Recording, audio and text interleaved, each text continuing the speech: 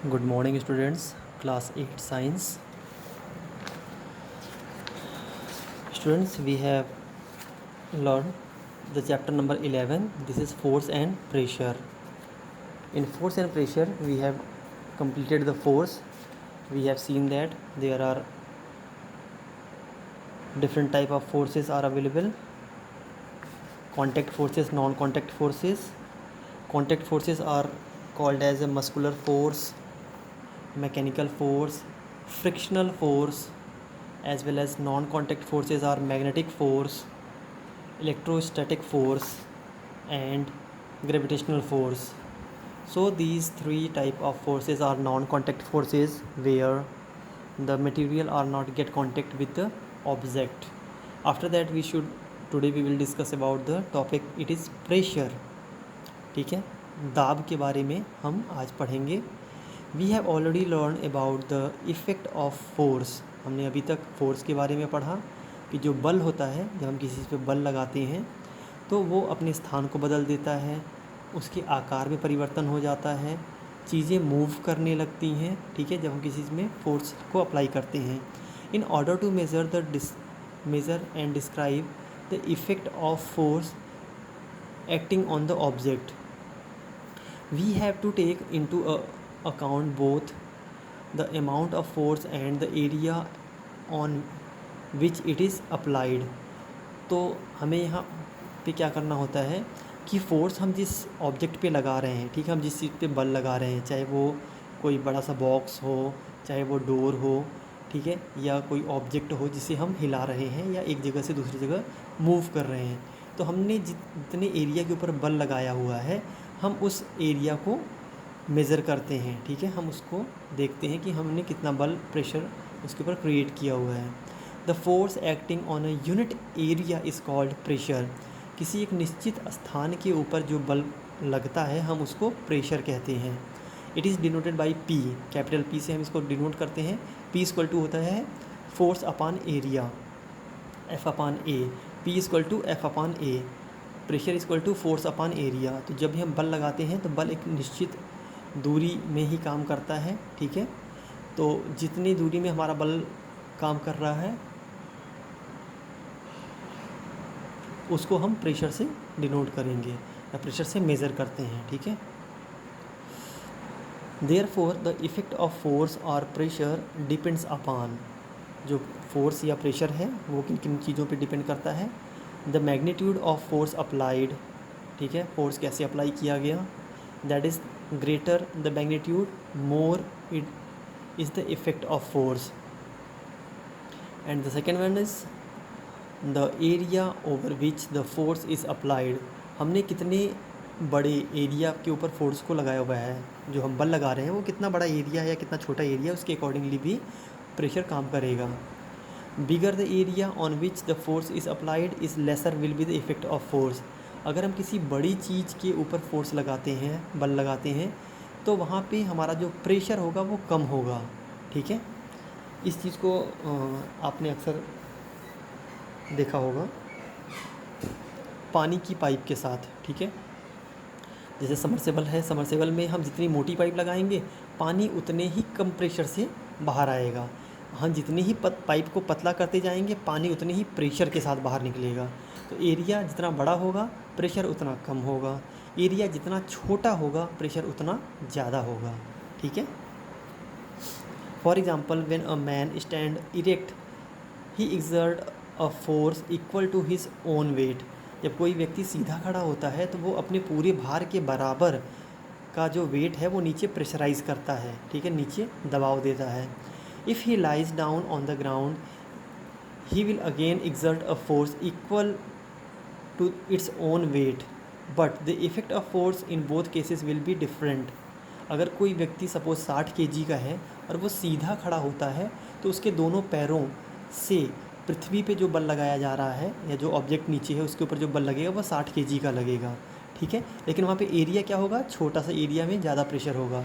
लेकिन वही 60 kg का व्यक्ति अगर लेट कर जाए, ठीक है, ज़मीन पे लेट जाए, उसका 60 kg का जो वेट है वो सरफेस एरिया बढ़ जाएगा. ठीक है, और इस टेक्निक को हम कहाँ पे यूज़ करते हैं, जब कोई व्यक्ति दलदल में फंस जाता है. तो वहाँ पे अगर हम जितनी देर तक सीधे खड़े रहेंगे उतना तेज़ी से नीचे जाएंगे। अगर हम वहाँ पे लेट करके उसको पार करने की कोशिश करें तो शायद हम बच जाएँ, क्योंकि सरफेस एरिया बढ़ने से हमारा जो प्रेशर है वो कम हो जाएगा, रिड्यूस हो जाएगा। ठीक है। The area on which the force is acting is small, hence the effect of force और प्रेशर विल बी मोर। कम जगह पे ज़्यादा प्रेशर क्रिएट होगा, ज़्यादा एरिया होने पे प्रेशर अपने आप घट जाएगा। When the man is laying the effect of force will be less as the force will get distributed on the larger area. जब कोई व्यक्ति सीधा खड़ा होता है तो उसके सिर्फ दोनों पैरों से ही बल लग रहा होता है, लेकिन जब कोई व्यक्ति लेट जाता है तो उसका सरफेस एरिया बड़ा हो जाता है। ठीक है, पैरों से लेकर के पूरा शरीर जो है, तो जो प्रेशर है वो रिड्यूस हो जाएगा इसके केस में। The SI unit of pressure is newton per square metre, N/m²। ठीक है, N/m² is called as 1 pascal. Pressure को हम किस में मेज़र करते हैं, किस में मापते हैं? न्यूटन पर स्क्वायर मीटर में मापा जाता है। इसका एक और नाम भी है, 1 newton per metre square is equal to 1 pascal. Pascal भी प्रेशर की यूनिट है जिससे इसको मापन किया जाता है। Now you can understand why the porter place a round piece of cloth on his head before carrying heavy load. In this way they increase the area of contact of the load with their head, thus decreasing the pressure on their head। अक्सर हमने देखा होगा coolie जो होते हैं, coolie अपने सिर पे एक पगड़ी बांध करके फिर उसके ऊपर सामान को रखते हैं। नॉर्मली अगर वो पगड़ी को ना लगाएं और सिर्फ सामान को रखें तो उनका सिर जो है वो चूँकि ढलान युक्त होता है, वो गोलाकार आकार में होता है, तो उसका जो पॉइंटेड एरिया है वहाँ पे पूरा का पूरा बल लगेगा, पूरा जो भार है वो एक ही जगह पे रहेगा।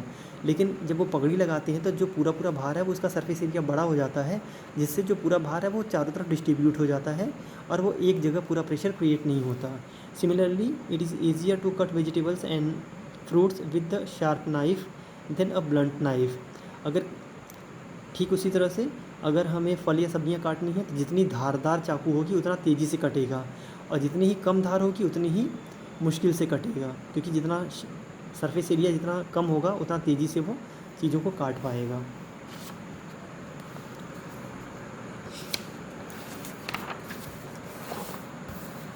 Application of force and pressure. Force और प्रेशर का कहाँ पे प्रयोग लाया जाता है? The buses and trucks are provided with a broad tyres and double wheel to reduce pressure on road. बसों और ट्रकों में दो पहिए, पीछे की तरफ हम देखेंगे बैक साइड में जो पहिए होते हैं वो दो के सेट में लगे होते हैं ताकि वो पूरे भार को इक्वली डिस्ट्रीब्यूट कर दें। ठीक है, उनका सरफेस एरिया बड़ा हो जाए जिससे सड़क के ऊपर वो कम प्रेशर रिलीज़ करें। All cutting tools are pointed having tips and sharp edge. जितने भी काटने वाली वस्तुएं होती हैं वो बहुत ही पॉइंटेड होती हैं। पॉइंटेड का मतलब वो नुकीली होती हैं। ठीक है, उनका जो एज होता है, उनका जो किनारा होता है बहुत ही पतला होता है ताकि उनसे आसानी से चीज़ों को काटा जा सके। The base of a drum is kept wide which increases the strength of drum. अक्सर डैम, ठीक है, जो डैम होते हैं उनका जो बेस होता है, उनका जो तलहटी होती है वो अक्सर चौड़ी बनाई जाती है ताकि वो ज़्यादा प्रेशर को बियर कर सकें। Building have a wide foundation to reduce the pressure on the base of the building. हमने अक्सर घरों की नींव को बनते हुए देखा होगा, या जब भी पिलर की नींव ढाली जाती है तो पिलर की नींव को काफ़ी चौड़े जगह पे ढाला जाता है और उसके ऊपर से जो भी पिलर का साइज़ होता है, ठीक है, 9x9 हो या 14x14 हो, वटेवर, तो उसके अकॉर्डिंगली वो उस साइज़ की पिलर को हम उसके ऊपर ले जाते हैं। लेकिन जो फाउंडेशन होती है, जो नींव होती है, वो काफ़ी बड़ी सी होती है, चौड़ी सी होती है। The straps of the shoulder bag in which we carry luggage are more broad.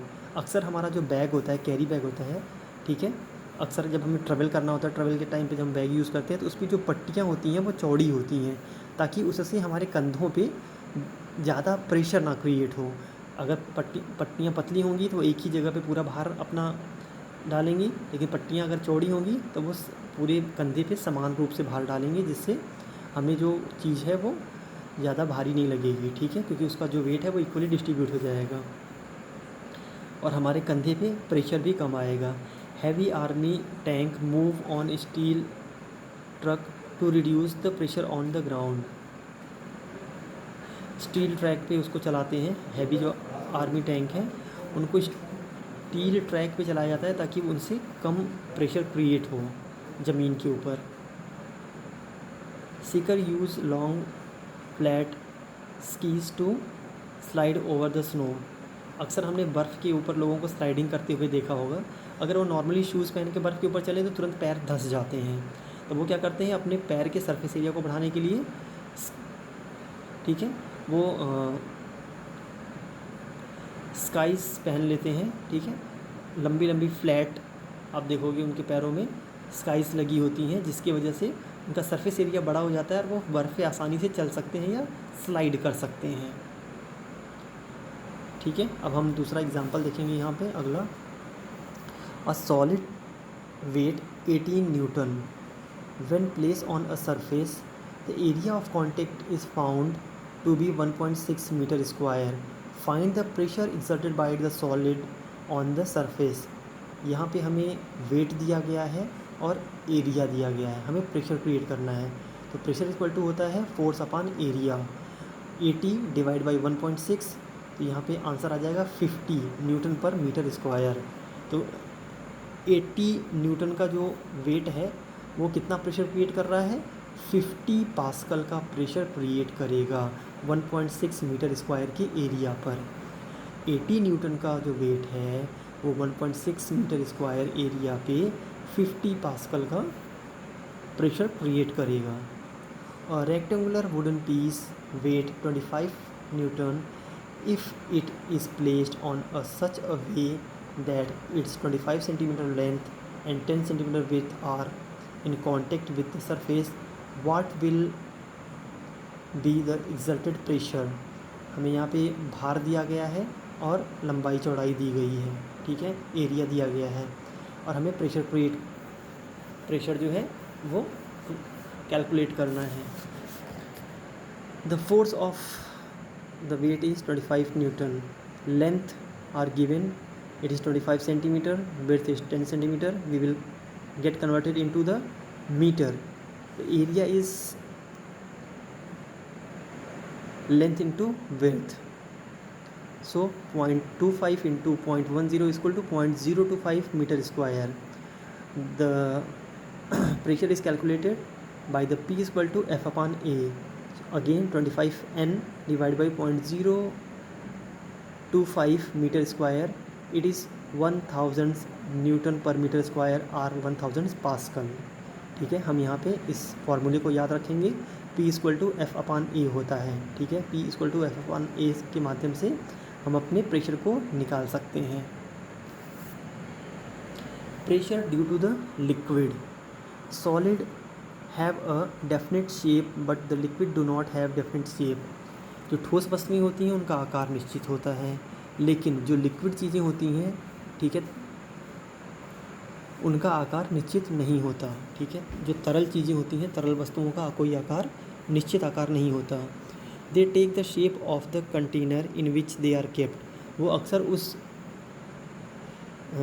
Container या उस वस्तु का आकार ग्रहण कर लेते हैं जिसके अंदर उनको रखा जाता है।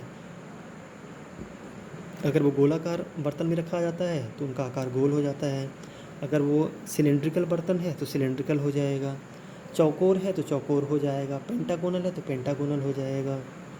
जिस भी आकार में हम रखते हैं उस आकार को वो ग्रहण कर लेता है। So their area of contact changes with the shape of the container. इसलिए उनका जो एरिया है वो हमेशा कंटेनर के हिसाब से बदल जाता है, ठीक है। A liquid exert pressure on a base of its container due to the its weight and also exert the pressure on the wall of the container. तो लिक्विड सब्सटेंस भरा जाता है किसी भी बोतल में, किसी कंटेनर में, तो वो दो तरह के प्रेशर को क्रिएट करता है। पहला प्रेशर वो उसके बॉटम पे करेगा, ठीक है, जिस भी बोतल में पानी को भरा गया है या तेल को भरा गया है या किसी भी लिक्विड सब्सटेंस को भरा गया है, तो बोतल की जो बेस होगा, बोतल की जो पेंदी होती है, वो पहला प्रेशर तो वहाँ पे क्रिएट करेगा। उसके साथ साथ वो साइड में जो वॉल है, जिस दीवार के अंदर वो पैक है, ठीक है, जिस कंटेनर के अंदर वो पैक है उसके ऊपर वो प्रेशर क्रिएट करता है। ठीक है।